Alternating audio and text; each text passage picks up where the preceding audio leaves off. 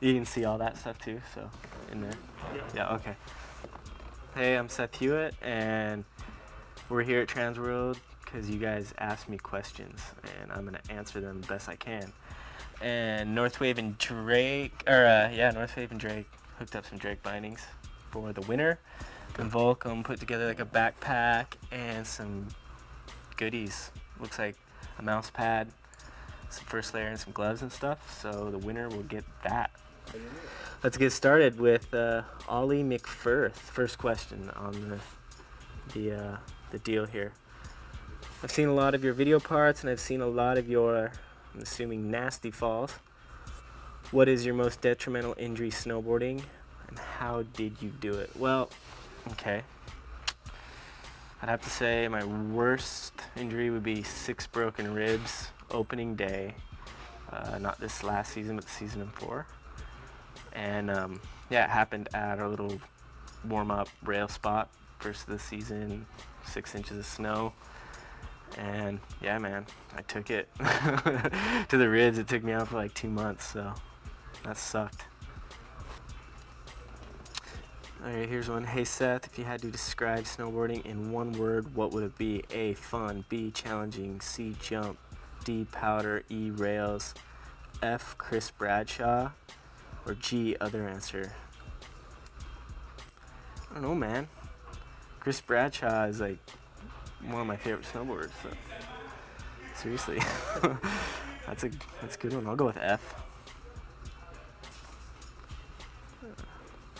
I've never cooked up crack.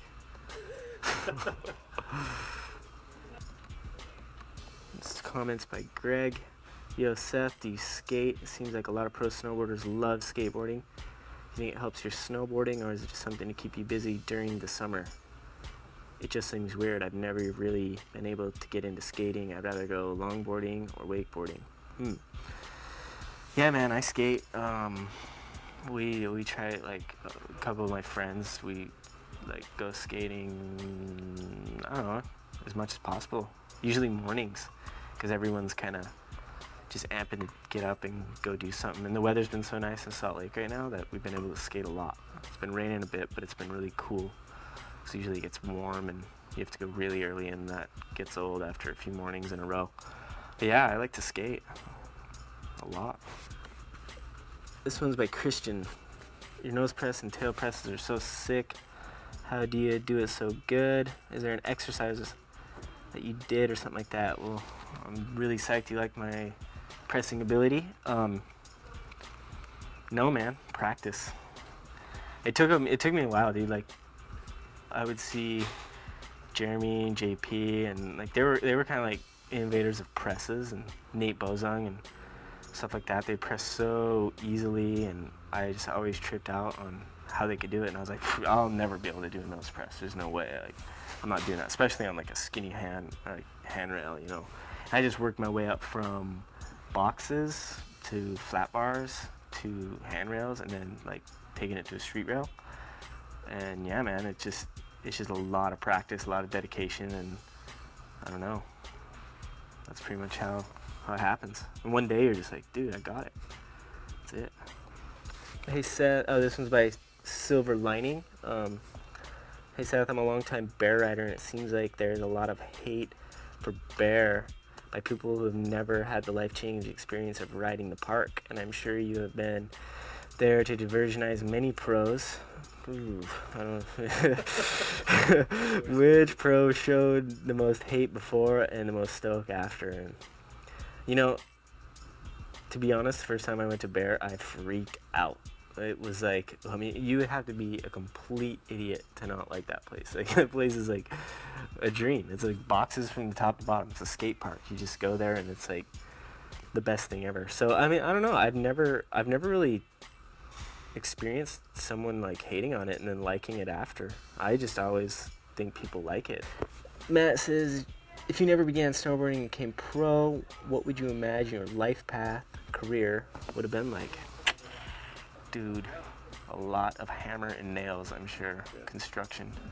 Because that's pretty much what I did beforehand. Yeah. Yeah. Ah, this is good. Matt.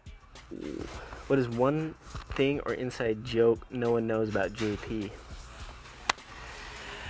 Kid can't do frontside lip slides. He's terrified of them. It's so funny. I hate them too. I got the same disease, but we had a joke or a bet. I think he had it with Cooley, like $100 for the first one to log a frontside lip in their video part. Had to make their video part on like something like legit, like 20 stairs or better. And Cooley did one this year because he hates them too. And I got a text message randomly that said JP logged a frontside lip. So probably didn't know that. Hi Seth, what has been the most important moment in your snowboard career?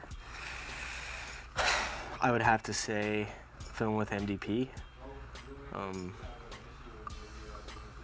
Yeah, that kind of started things. It's like, I mean, there was a lot of awesome things that happened before that, but getting in there, like, kind of channeled me into a whole new way of going about snowboarding, and it's career-wise, you know, like things started happening after that. So I'd have to say that.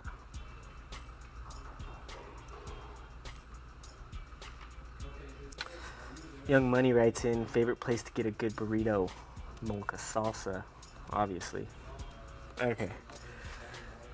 Dano, with 2 N's, writes in, working with MacDog must have been a memorable part of your life. What is your best moment filming with the legendary man himself, and who will you film with from now on? Well, dude, hanging out with MacDog Mike is amazing. He's got a million stories. He's got like some of the best things and the funniest things happen when he's around. He's just always like happy and in a good mood, and it's just, filming with him is like amazing.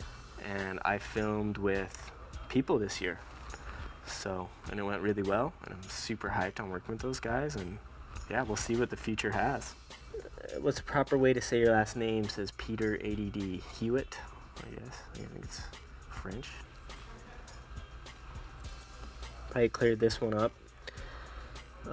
Seth, I know you were with Santa Cruz a while back. What's your situation with your board sponsor nowadays? I'm riding for Volcom snowboards, and they don't sell them, so that's what we're doing. How do they ride? They're amazing. They're made at the Huntington factory or GST, and I ride the Huntington ones, and I love them. Like, best thing ever. Let's see. Let's find out who we're giving the gear to. For sure, the ACL kid. He's probably so bummed. Hi Seth, I wanted to ask, what are you doing while you are injured? What helps you not think about snowboarding?